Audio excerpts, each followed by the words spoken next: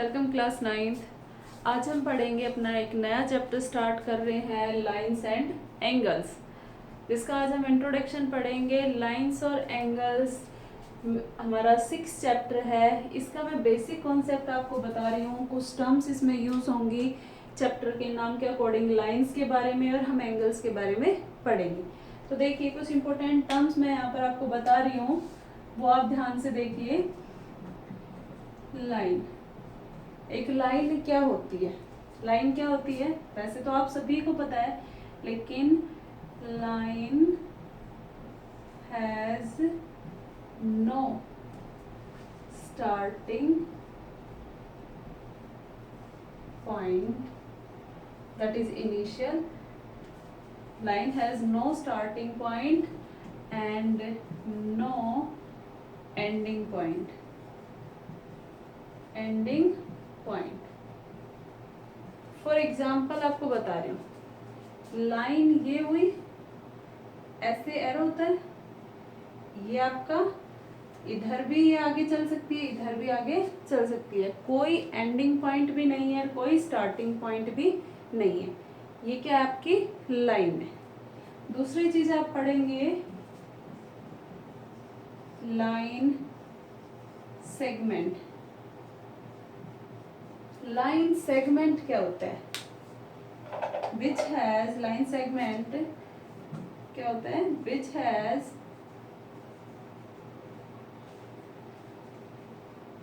Starting point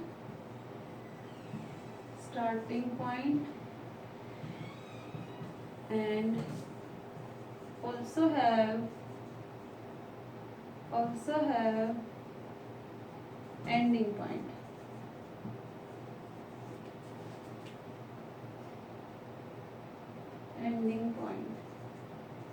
for example हम ऐसे लिखते हैं,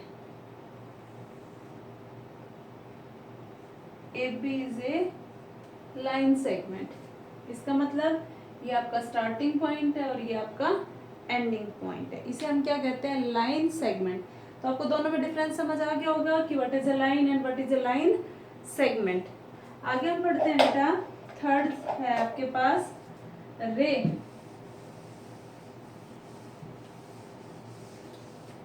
थर्ड हम पढ़ेंगे रे।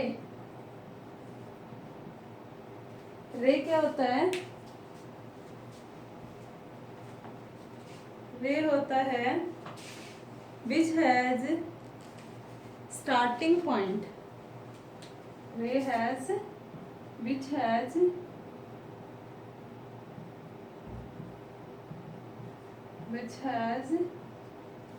starting point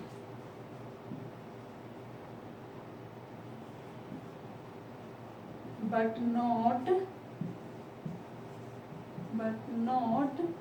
ending point. For example, जैसे कि ये आपकी एक रे है, इसका स्टार्टिंग पॉइंट होता है बट एंडिंग पॉइंट नहीं होता, इट इज कॉल्ड रे। आगे है आपका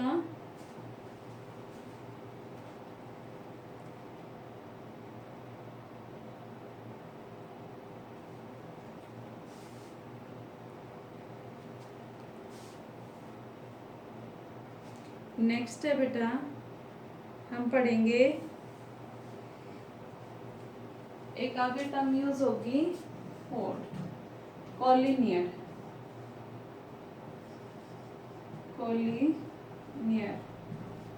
क्या होता है collinear?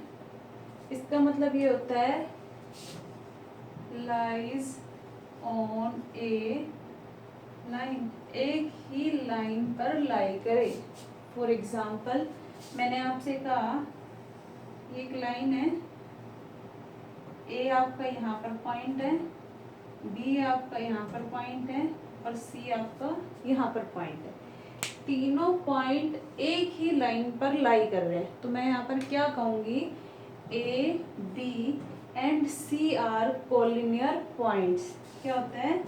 A B and C are collinear point because they lies on the straight line.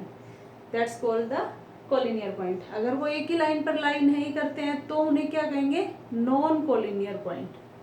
Clear है?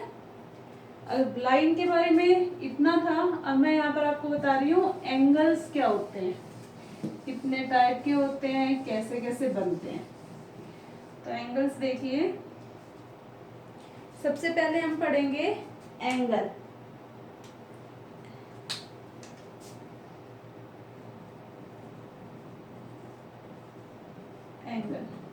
एंगल होता है व्हेन सिंपल लैंग्वेज में बता रही हूँ, व्हेन टू रे originate same point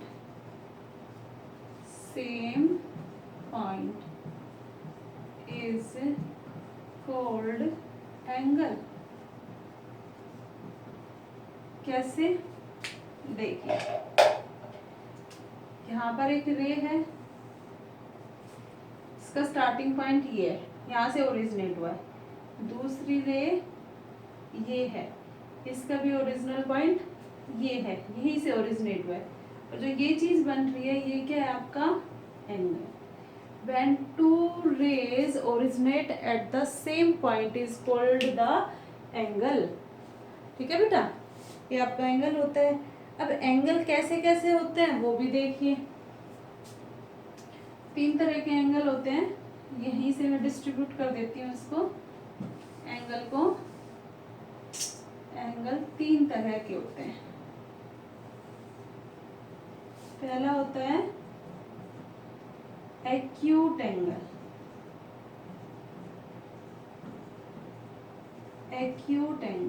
acute angle आप सभी को पता है, which is less than 90, greater than 0 and less than 90। Greater than 0 angle है वो greater than 0 and less than 90।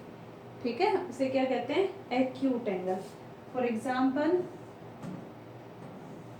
यहाँ कोई भी एंगल ये बना हो थीटा आपका, ये क्या आपका एक्यूट एंगल है। दूसरा मैं यहाँ पर लेके चल रही हूँ आपको, दूसरा एंगल है राइट एंगल।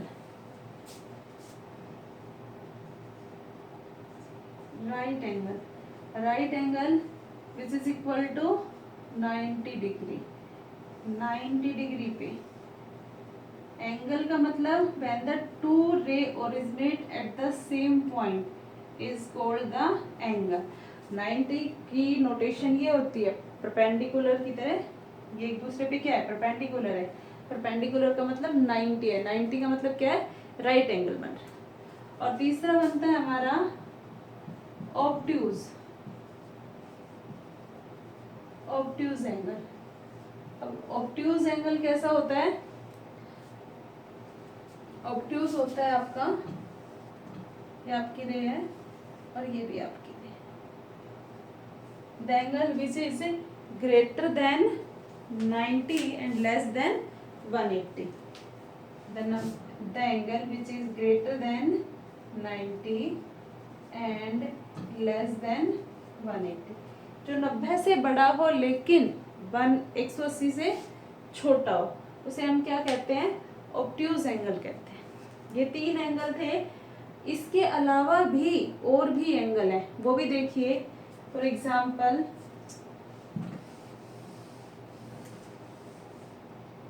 इनके अलावा है आपका 4th नंबर पर स्ट्रेट एंगल। स्ट्रेट एंगल क्या होता है, जैसे कि आपका क्या होता है, straight angle is equal to 180। जैसे कि right angle is equal to 180, आपका क्या हो जाएगा, straight angle is equal to 180। 180 degree का एंगल कहाँ बनता है, ये आपका 0 होता है। आप अपने उसमें देखना प्रोटेक्टर में, जिसको आप डी बोलते हैं, इस तरह से बना होता है।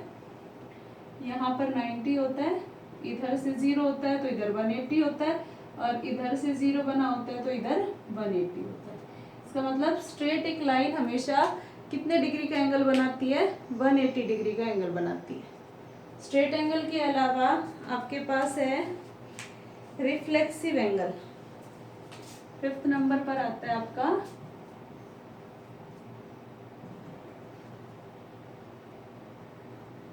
Reflexive angle. रिफ्लेक्स ही बोलेंगे, रिफ्लेक्सिव नहीं, रिफ्लेक्स एंगल। वो क्या होता है? रिफ्लेक्स एंगल क्या होता है बेटा? द एंगल विच इज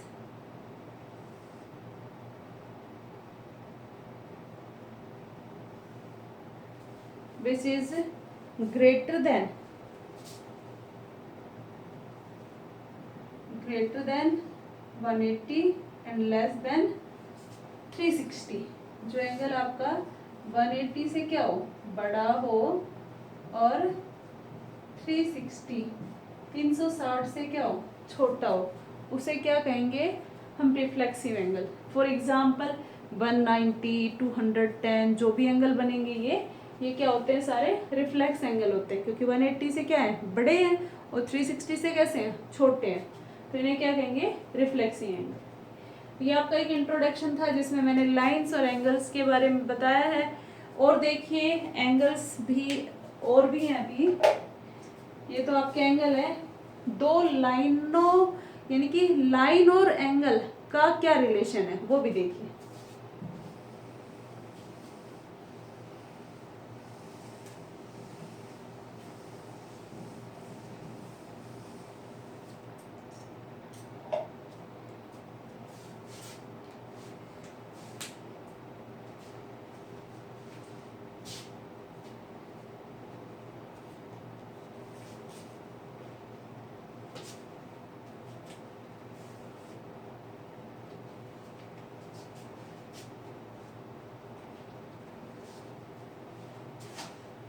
एक आता है आपका कॉम्प्लीमेंट्री।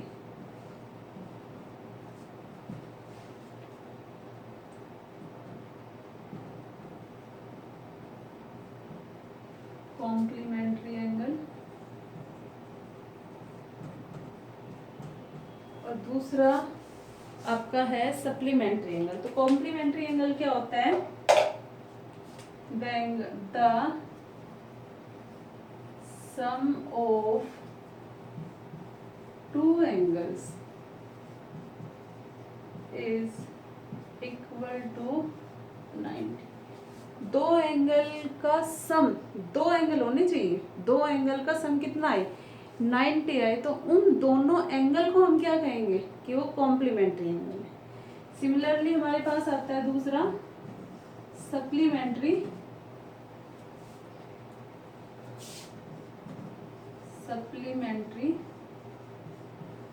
Supplementary angle. वो क्या होते हैं? दी सम ऑफ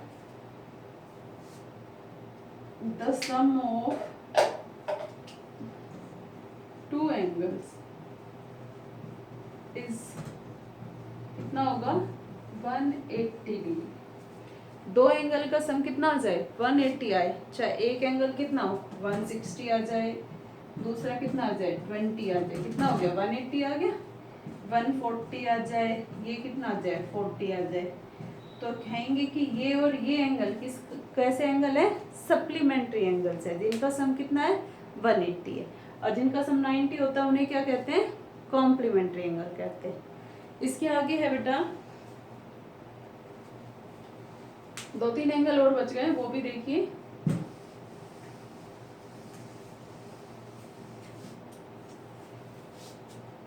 एक आता है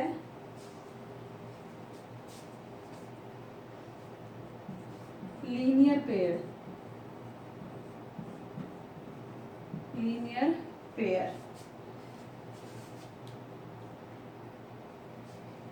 ये आपकी एक स्ट्रेट लाइन है, ठीक है? स्ट्रेट लाइन है, इसका मतलब ये एंगल कितना है? 180 डिग्री। लेकिन अगर यहाँ पर मैंने एक रे और डाल दी, और एक एंगल ये बन गया और एक एंगल ये बन गया, तो मैं यहाँ पर ऐसे लिखूंगी, ये आपका मान लो ए है, बी, सी, और ये आपका ओ है।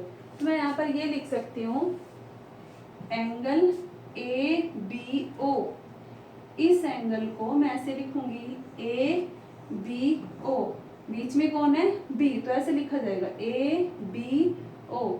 इसको मैं क्या लिख सकती हूँ plus angle C B O, बीच में बी आना चाहिए, सी बी ओ, हम इसको ऐसे भी लिख सकते हैं ओ बी सी। ठीक है बेटा, इन दोनों एंगल का सम कितना आना चाहिए 180। लीनियर पेयर में इस तरह के दो एंगल का सम क्या आना चाहिए 180, आएगा ही 180, क्योंकि ये तो क्या है आपकी स्ट्रेट लाइन है, स्ट्रेट लाइन कितना का एंगल बनाती है 180 डिग्री का। तो हम कहेंगे this and this are linear pair. Next है आपके पास, अगला है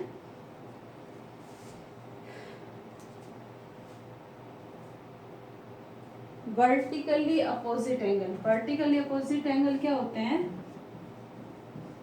vertically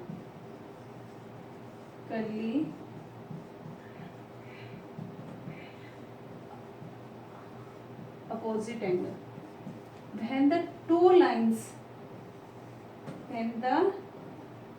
lines intersect each other, जब दो लाइनें एक दूसरे को क्या कर रही हैं कट कर रही है, इंटरसेक्ट कर रही है, तो उससे अपोजिट जो एंगल बनते हैं these angles are vertically opposite angle.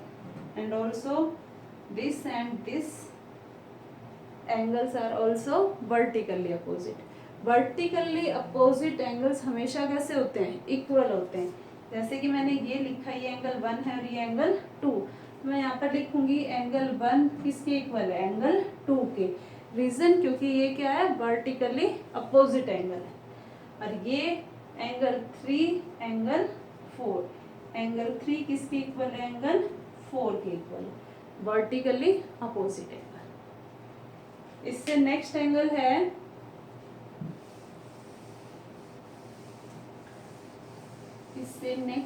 है वर्टिकली से अपोजिट है।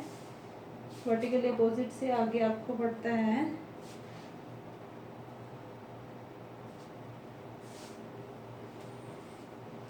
Adjacent angle. एडजेसेंट क्या होते हैं, एडजेसेंट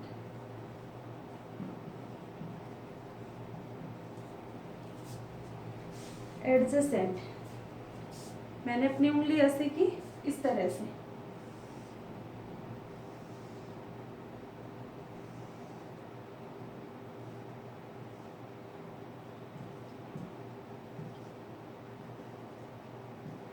ये है आपका एडजेसेंट एंगल। ये वाला एंगल इस एंगल का क्या है एडजेसेंट है।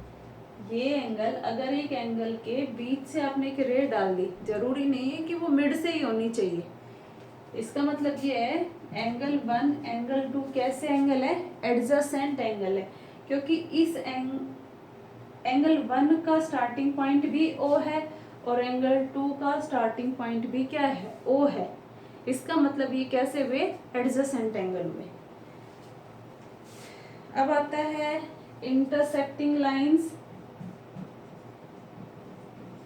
इंटरसेक्टिंग लाइंस क्या होती है आपको अभी अभी मैंने बताया। इंटरसेक्टिंग लाइंस होती हैं लाइक दिस, कि दो लाइनें आपस में एक दूसरे को कट कर रही है, जरूर नहीं है ऐसे ही, ऐसे भी कर सकती है, कट कर रही है। और दूसरा क्या आता है आपका non intersecting line. Non intersecting कैसी होती है, नॉन इंटरसेक्टिंग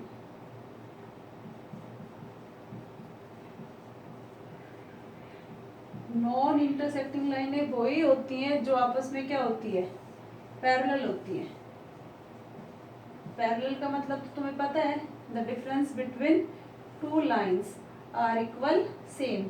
डिफरेंस क्या होना चाहिए same, like as railway track. तो रेलवे ट्रैक की जो दोनों लाइनें होती हैं वो कैसी होती हैं पैरेलल हो सकती है, वो आपस में कभी भी नहीं टकराती हैं जब तक आपकी वो पटरी सीधी है। क्रॉसिंग है तो उस हिसाब से दूसरी भी लाइन मुड़ जाती है ना, तो आपकी जो पैरेलल लाइंस होती है वो कभी भी एक दूसरे को कट नहीं करेंगी। ये था आपका बेटा इंट्रोडक्शन